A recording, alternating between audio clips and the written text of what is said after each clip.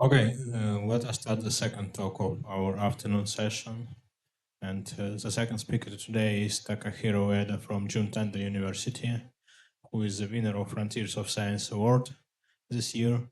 And he will tell us about the five-loop beta functions for young mills with fermions. Please. Okay, thank you. Thank you for your kind introduction. So I'm Takahiro Ueda from Juntendo University in Japan. And probably you don't know the other university. So our university has a campus in central Tokyo.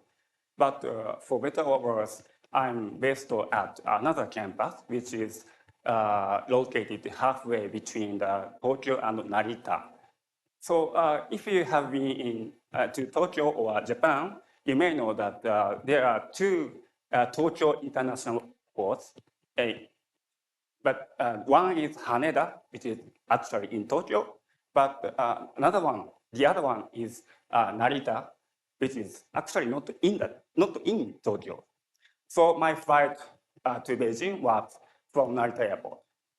Anyway, so this is the second visit to Beijing to me, and it's a great honor to me to be here to deliver this talk as a FSC awardee.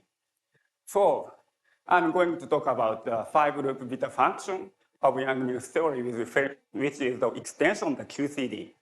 So the beta function. So it describes the change of the strong coupling constant with respect to the energy scale. So on Monday, we had an impressive lecture by Professor David Gross. So he showed a plot which indicates asymptotic freedom, decreasing curve of strong coupling constant as we go for short distances. So in this talk, that calculation will be extended to up to 5-loop level. So this talk is based on the paper we published in the Journal of High Energy Physics 2017 in collaboration with Franz Herzog, Ben Ryle, Jos Farmerstreng, and Andreas Vogt. At that time, Franz and Ben and I were at NICF Amsterdam, but I have moved to Japan, and Franz has moved to UK, and Ben has now founded his own company for developing scientific software for theoretical particle physics. Okay, so this is the outline of my talk. So after a brief introduction, I will show the result. So results consist of the lengthy mathematical expression.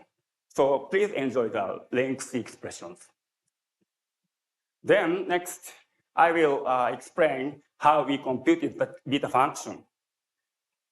And finally, I would like to discuss some implication of our result.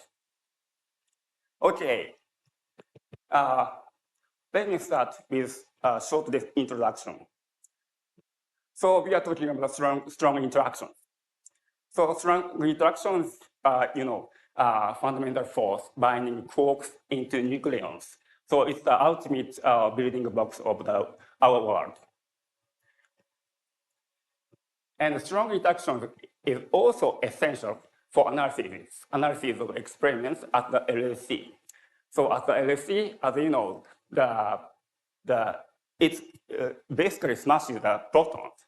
So the proton collision occurs, and it produces the many strongly interacting particles. And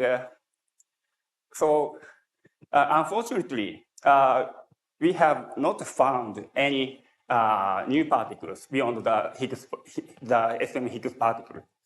So no Suji, no more Higgses. So that means maybe the next breakthrough will come from some small deviation, possible deviation of the theory and experiments. So we need the high precision experimental data. And such a high precision experimental data must be confronted with the high precision theoretical predictions. So the previous speaker also mentioned that precision is important. Actually, the precision is very important. Also, not only for the LSD, but also for the lepton colliders. So China has a good, nice plan for the circular collider. But anyway, the precision is one of the keys. So this is the learning. So this is the plot for the strength varies with the energy scale. So we go for higher energy scale, then this curve decreases. And you can see that there are many data which is perfectly fitted with the theory curve. So which indicates asymptotic freedom. And this behavior is governed by the differential equation like this. And the right-hand side is a beta function, which can be expanded. Actually, it's a perturbative expansion like this. So the first term, so the leading order term, or one which can be computed by the one-loop computation, is which leads to the asymptotic freedom. The next one is the next leading order, which can be computed by the two-loop calculations, and so on. And here is the beta 4, which is the N2 flow, so which can be computed by 5-loop computations. And this is the main topic of this talk. So let me show you the result. So before that, I need to fix the notations because a senior professor told us that mathematics is a common language for all of us, but sometimes we have some dialects, even in physicists. So I need to fix the group notation. So we will work in the Yang-Mills with fermion, and fermion transforms in a representation of the simple compact Lie group. Okay, and the Lie algebra is written like this. So here TA are the generators of the representation of the fermions, and we use the trace normalization such that the trace of the THTB is it gives the factor TF.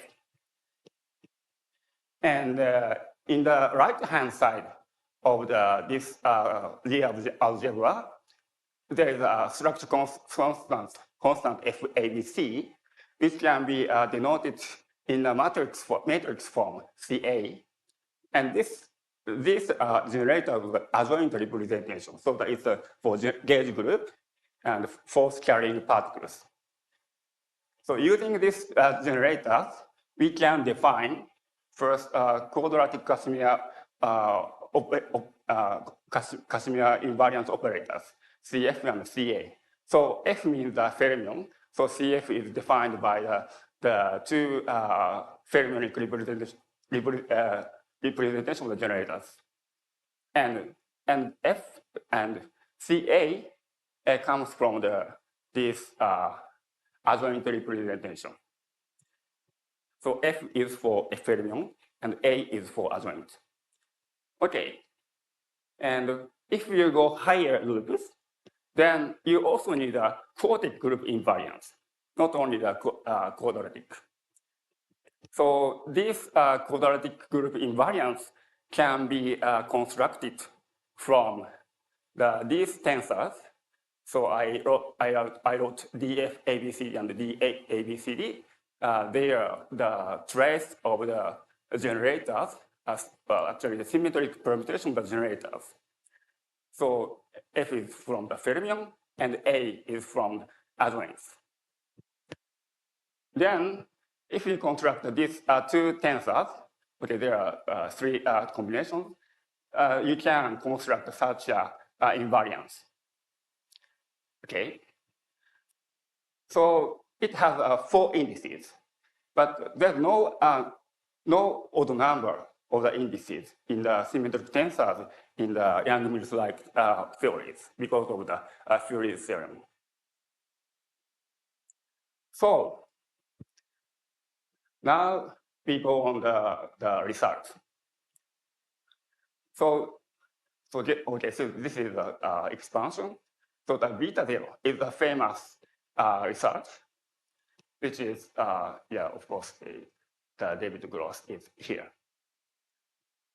And then this is the two-loop result, beta 1 and three-loop result.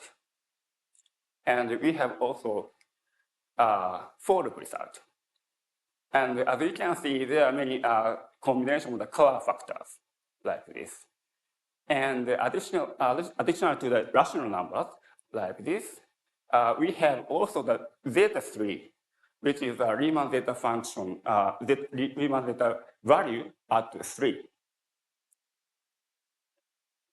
So this is the beta 4, so the 5-loop beta function,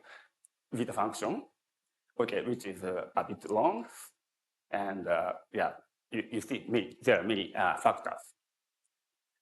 And we have also the zeta 3, zeta 4, and zeta 5. So let me tell you some timeline of the beta 4.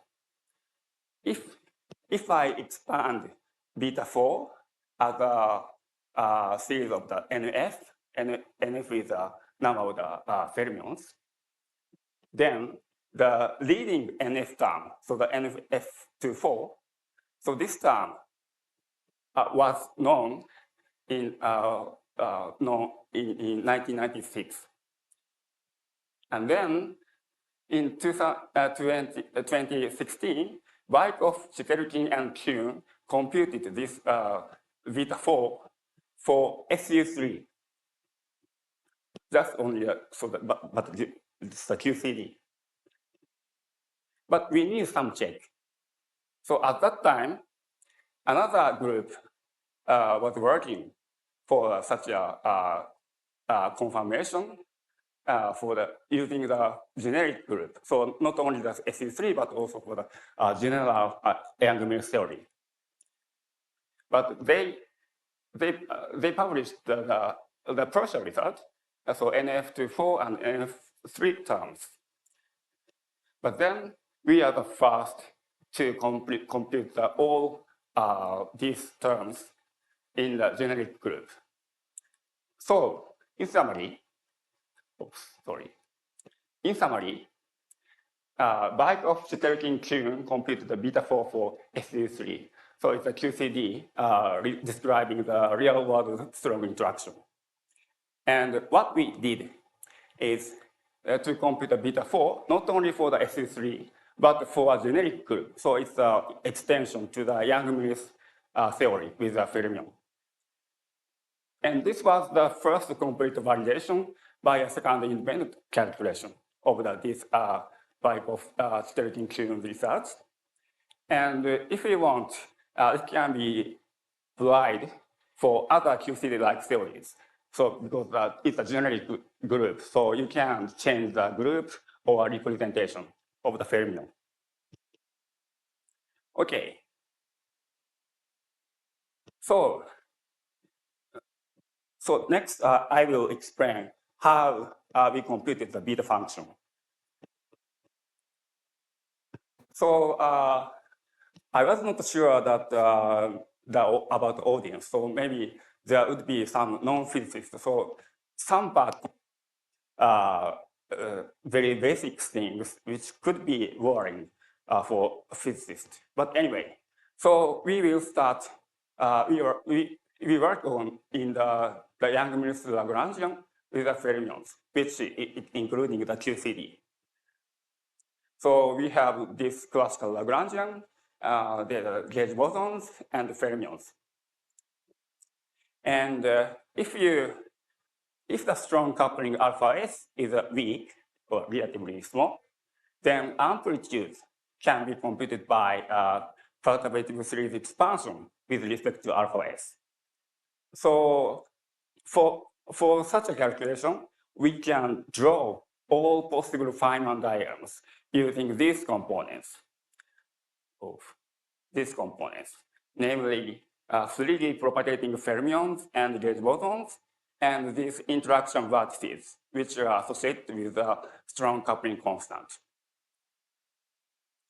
So, for example, you can draw diagrams for a reaction amplitude like Q bar to Q bar, which is just 3 amplitude, but okay, you can get some number.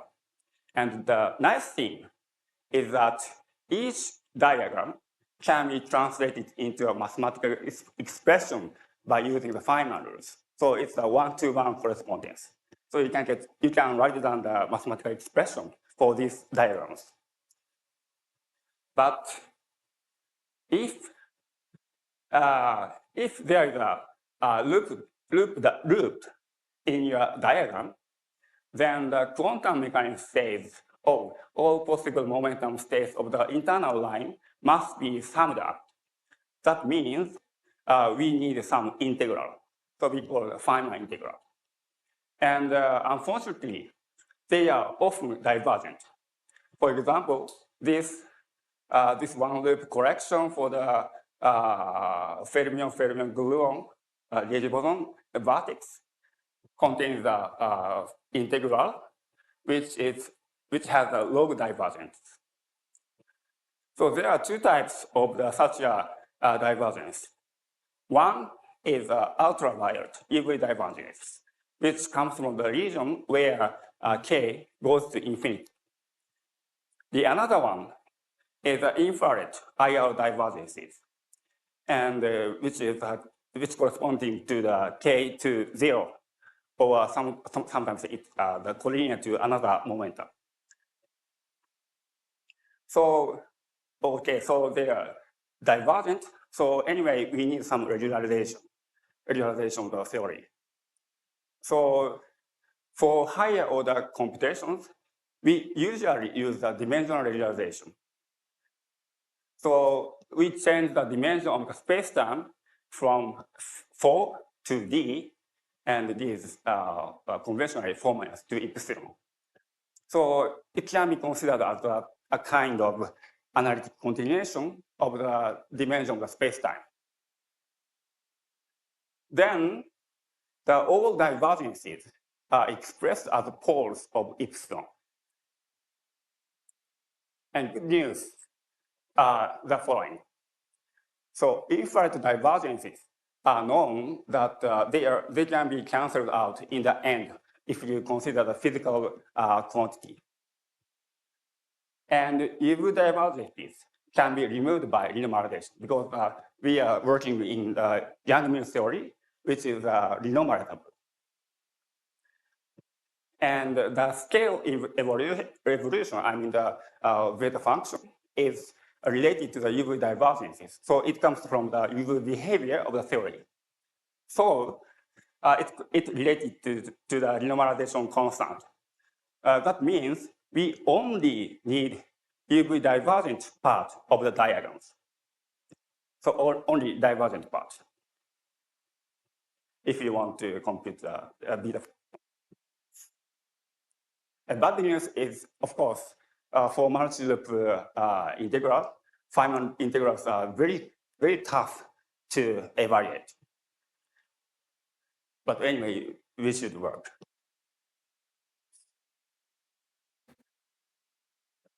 So additionally, we use the so-called background field method. I think this is well-known and written in many textbooks, like Peskin Schroeder. So anyway, we split the gauge field into a classical background field and additional quantum fluctuation. And good thing is that the coupling renormalization constant can be obtained from the 2-point function of the background field. So it's just a propagator. So then what we need is we only need to compute the divergence of this type of diagrams. I mean, this is the background field. The drawback of the background field method is it complicates the Feynman rules, and so there are some new vertices. And so this means that the number of the diagrams increases. But anyway, we use the computer tools so to manage such a big calculations. So it's not a big problem for us.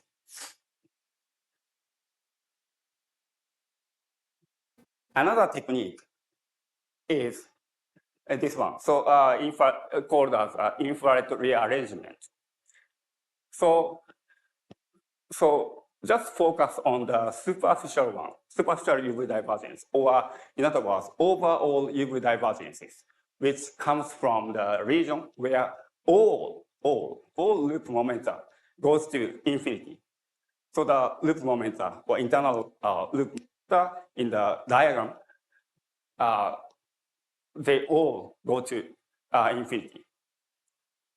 Then at this point, all mass scales, I mean the internal masses or external momenta or external kinematic configurations, all of them can be ignored because we just focus on the UV divergence, overall UV divergence.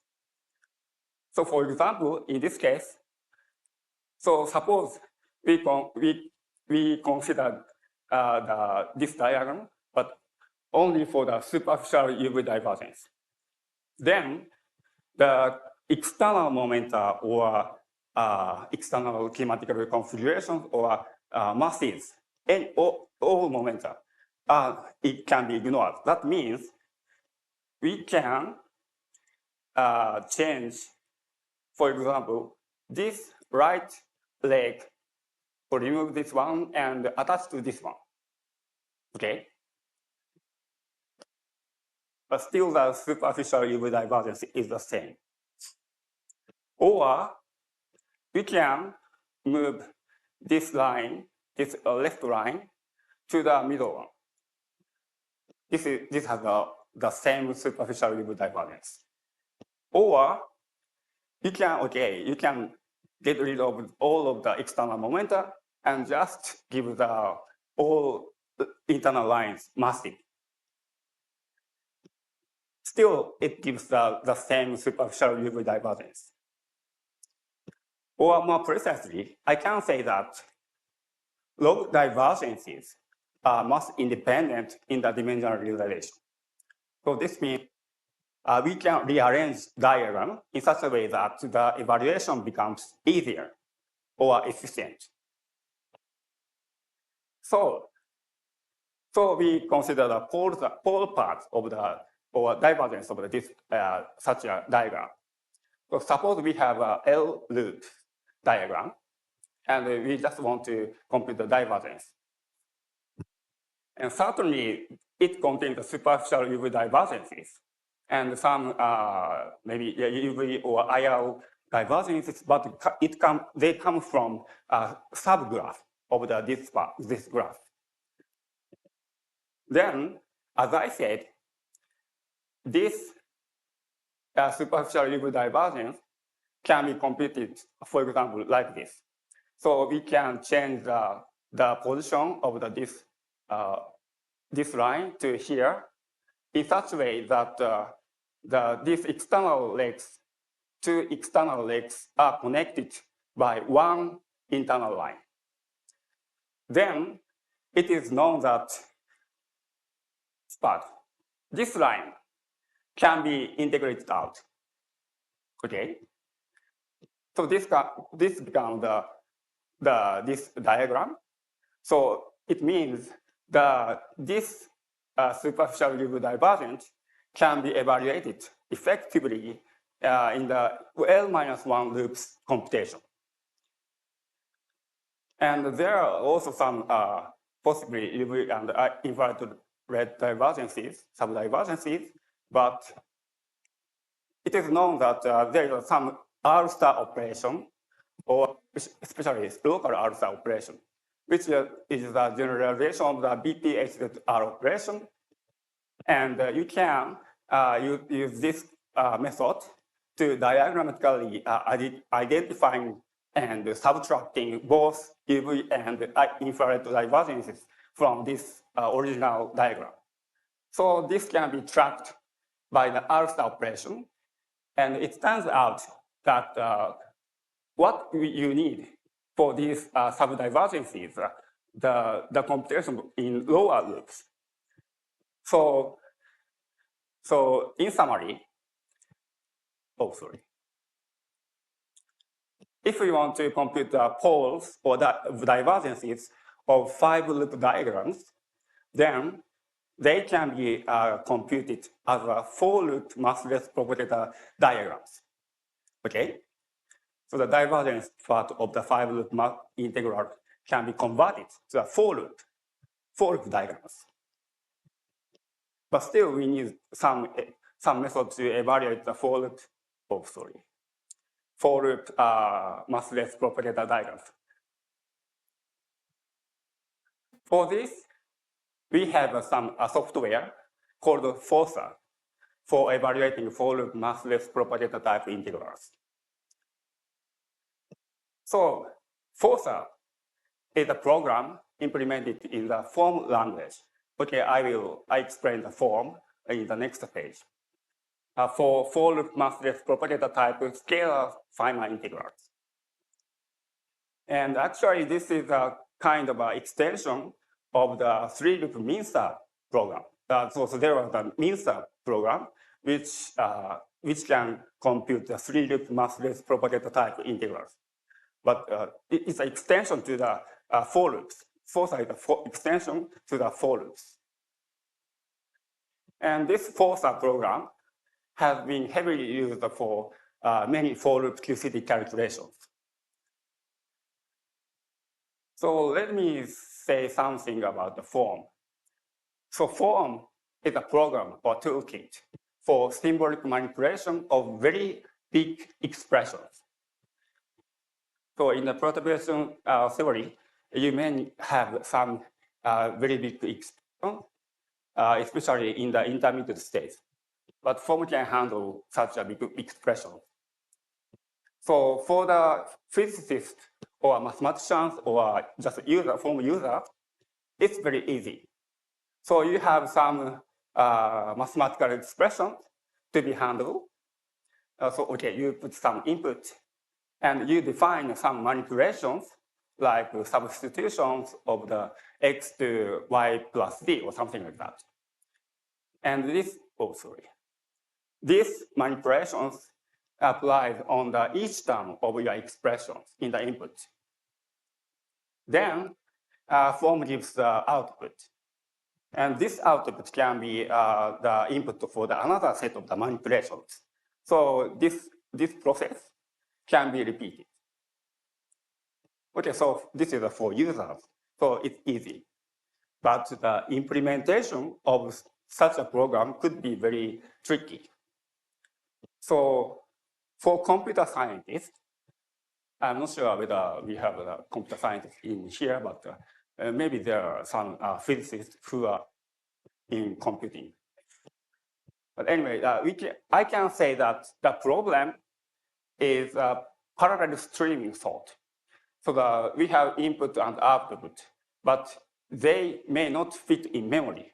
So they sit on the disk. So this could be the disk-to-disk sort. But the tricky point is that the term size is unfixed. And of course, the number of the terms varies because of these massive manipulations, which gives the expression to blow up. And sometimes generated the terms get merged or canceled out, just like this. So it's very, very tricky for the sorting problem. Anyway, form is one implementation. So the physicist solution for this problem. Maybe computer scientists have more good idea. So let's return back to the FORSA. So there is a very important technique, which is integration by path identities, IBPs. So if we consider the divergence theorem in the d-dimensional spacetime like this, so it gives just zero. This relation gives actually the linear relations among Feynman integrals. For example, if we consider such a very very easy one-loop massless scalar self-energy diagram. So the external line is Q, and one internal line is P. So propagate something like that. But we allow this power of the propagators, not only one, but also for the any integers, n1 and n2. Then, applying this this formula, you will get the two relations like this. So that you see the n1 and n2 can be decreased or increased. So it's a kind of a recursion relation which connects the Feynman integrals. So not only Feynman integrals are independent, we can reduce the many Feynman integrals into the small set of the integrals, which is called the master integrals. So this is very important, not only for the FORSA, but also for the modern general purpose Feynman reduction, Feynman integral reduction programs. Okay. So let's go back to the FORSA. So as I said, FORSA is the extension of the three-loop MINSA approach, MINSA to four loops. So this program applies some reduction rules and some symmetries, apply symmetries, determined from the graph structure. We call this graph structure as a topology. Okay, the mathematical meaning of the topology is a bit different anyway. So this topology from the graph structure to obtain simpler integrals. For example, if you have one loop inside another loop, then you can easily integrate out this inner loop if these lines are massless. So after that, you will get one loopless diagram or topology, but you have some non-integer power here. Or if you have let's say triangle like this, so the triangle consists of this red line, two red lines and a blue line. So in this case, if such a triangle can be found in the subgraph, then IBP tells you that there is some reduction rule. So applying a recursion relation, in the end, you can remove one of the blue lines. For example, if I remove this line, I shrink this line, then it becomes like this. And if I remove the middle one, then it becomes like this. And okay, if I remove the right one, then by the symmetry, it can be converted like this. So anyway, this triangle rule is coming from the IBPs. And there's some extension. So we found during the study, we found some kind of extension of the triangle rule, which is not for the triangle, but more complicated diamond-shaped subgraph. So it then as a diamond rule. But at that time, we are not sure that this is new because the triangle rule is originally written in Russian paper and somewhat translated to the English paper. So we are afraid that maybe there were some Russian paper we don't know.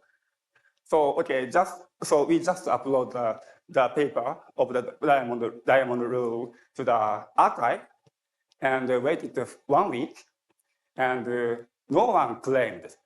So okay, maybe this is new. So we submitted to the physics letter B. And nice thing is that, so we submitted the paper in the morning. And probably the referee already read the paper. So in the evening, the paper is accepted. So it's a 0 day. So it's a my record. Another funny thing is that, okay, so we published the diamond rule paper. After that, I got some advertisement email about diamond and carbon materials. So if you want to get such an advertisement email, so you can put the diamond, the word diamond into your paper title. Anyway, so this is the fourth approach, but as we will see, the automatization is the key. Actually, the automatization of the code generation is the key. So let's see the two-loop reduction flowchart. So this is the most complicated topology, or top-level topology we call T1. So it has 5 propagators. And we can use triangle rule to this loop or the right loop, left or right. Then that means that we can remove one of the edges of these lines. For example, if I remove this line, it becomes, okay, anyway, there's some symmetry, so that it becomes a T2 topology. And you see that this has a symmetry, Z2 times Z2, I mean the up and down and right and left. And if I remove this middle line, then it becomes a T3 topology, this one. And then it's just the recursive one loop integral. So you can easily evaluate this in terms of the functions in the end. So okay, two loop is very easy. Now, this is a 3-loop reduction flowchart, which is effectively same as the mean sum. So we have 3 top-level topologies, which has 8 propagators and 1 irreducible numerator, which cannot be written in terms of the inverse propagators.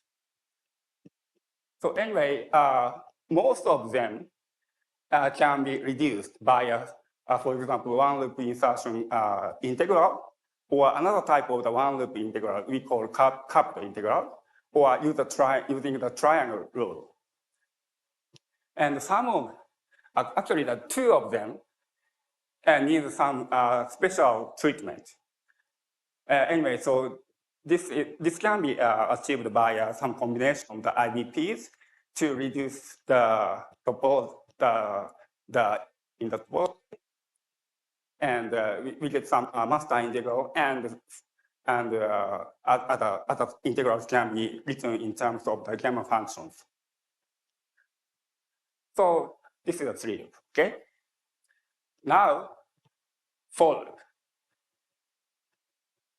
Yeah, I know, it's very small.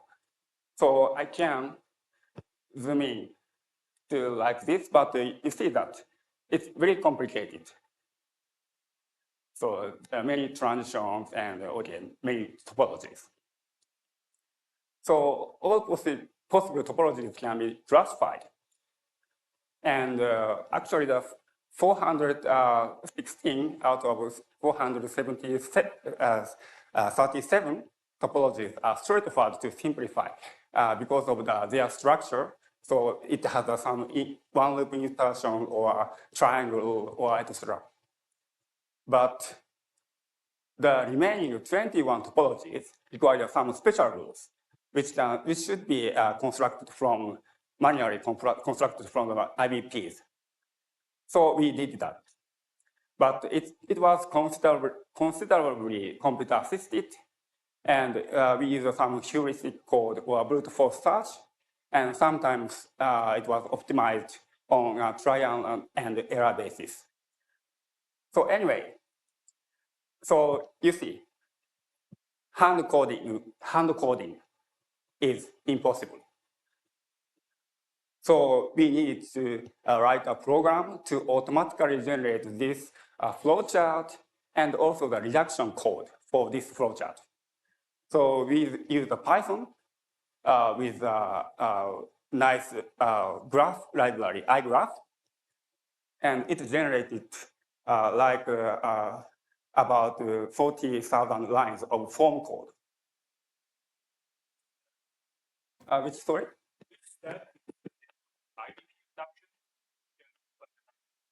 Well, so as I said, the 21 topologies require some manual construction of the IBP reduction rule from the IBP relations.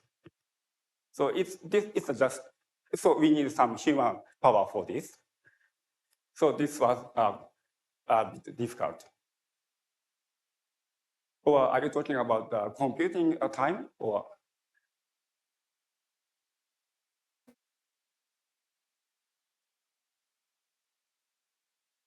Okay. So anyway, FOSA is, as I said, the form program for loop massless propagator type scalar Feynman integrals. And reduction to the master integrals can be done. And optionally, FOSA expand the result in a Laurent expansion in epsilon. And for example, if we consider this topology, okay, it has 11 propagators with 3 irreducible numerators, which cannot be expressed in terms of the inverse propagators. So as a benchmark, I just, it has the master integral, which has all power of the propagators 1 and no numerator. But for the test, the input was, I raised these indices to 2 and put some numerators. And the result is like this. Okay, anyway, it's a master integral times some rational function of epsilon. And there are many terms. So you can get this exact result, for example, like about 4 hours on usual desktop PC with 4 threads. So I must say it's quite fast, even in a comparison with modern general purpose Feynman reduction programs.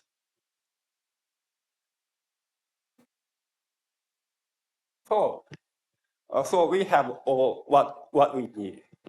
So computation was done as follows. So Feynman diagrams for a background propagator up to 5 loops are generated by using the QGraph program. So it gives over 100,000 5-loop diagrams. Then we used form to, for example, apply Feynman rules or determine the topologies or calculate color factors, etc. And in the end, we merged diagrams with the same factor that we call meta diagram, and it gave us about 9,000 5-loop meta diagrams. Then the diagrams are computed by using the local alpha operation implemented in the form and interfaced with forcer. So everything can be computed. So the total CPU time was like this. So for the 5 loop diagrams was about 4 times 10 to the 7 seconds. Of course, we parallelized that computation as much as possible using over 500 cores, and so it finished in 3 days.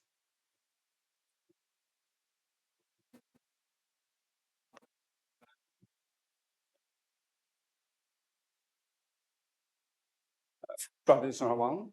If you use traditional finite diagram, Yes. what is the background with method? The problem. Well, it's not a problem, but it's faster. Faster, yes. Gauging lines? What? Yeah, this gauge that it's not gauging, but like look from gauging. One gauge. Well, okay. So first, this was the gauge was fixed just for the computation efficiency, but we also tested the computation by the gauge invariance. I mean, so we are computing the propagators. So if so suppose the external momentum is q, then multiplying q mu q nu should give the 0. Okay, so we tested this gauge invariance. And later, another group confirmed our results. Okay. So, students, I have some time. So I would like to discuss some implications of our result. So if you substitute color factors for the QCD, we get following result. And this is a very well-known one loop result. And this is 2 loops, 3 loop, 4 loop, and 5 loop. And it agrees with the result of the Bike-Hofstadter Kuhn. So sometimes people worry about the convergence of the perturbative expansion because it's an asymptotic expansion. So at some point it may diverge, and the coefficient could be divergent. So for this, I defined beta tilde, which is beta to beta L. So in such a way that okay, like this. So if I substitute the NF to 3, so the first term is 1 because it's normalized. And the rest of the result gives like numbers like this. So you see, it's not divergent. It's somewhat the numbers are stable. And if I use the NF to 4, okay, this is also okay. And NF equals 5, and NF equals 6. So there's no evidence of any increase of the coefficient indicative of non-convergent perturbative expansion. And somehow the convergence, the number becomes smaller if we go for the NF equals 6. Okay, series convergence could be okay. So let's focus on the scale evolution. So as an illustrative example, so this plot is obtained as some input of the alpha s, which is at q squared equal 14 GB squared is 0.2. So somewhere like this. And we assumed 4 of active flavors, Coke flavors. Then you see, so okay, so this is normalized by the NLO 2-loop alpha S. So this means okay, this is just 1, and n equal to, that means the 3 loop result is this black line, and the blue one is n equals 3, which is a 4 loop contribution, and the red one is for 5 loop. And as you can see, even at rather low scales, like 1 GB squared here, you see the 5 loop contribution is contributions are much smaller than the 4 loop contributions. So there is just little deviation of the blue line and the red line. So it's like for the 4 loop level, it's 2, and the 5 loop contribution is just like 0.4%. So results lead me to the main conclusion. So we have computed 5 loop beta function in 2 CD-like theories for the Yang-Mills theory with fermions. So it's valid for the set of the NF flavor fermions in any representation of any simple Lie group.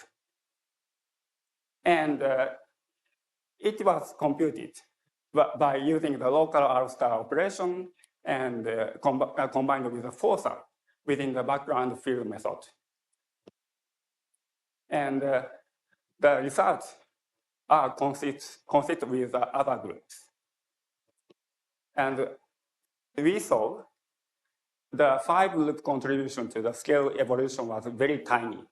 That means at the 5 loop level, the strong coupling evolution is now under perfect control. So, and 5 loop renormalization has been done. So in this sense, we are ready for N2-4-LO computations. That is next frontier of precision QCT in future. Thank you. Thank you for your talk. Right. Questions or comments?